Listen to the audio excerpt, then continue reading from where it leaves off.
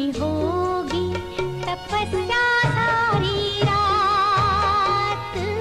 जब तक पूरे ना हो तेरे साथ, तब तक दुल्हीन नहीं दुल्हा की, तब तक बबूनी नहीं बबुआ की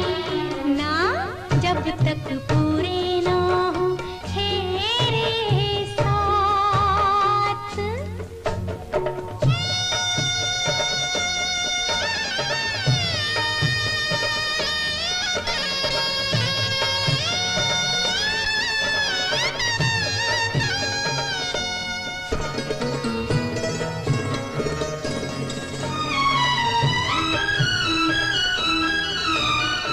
जैसे जैसे भंवर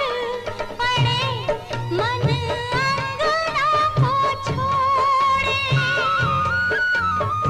एक एक भंवर नाता अनजानों से जोड़े, मन घर अंगना को छोड़े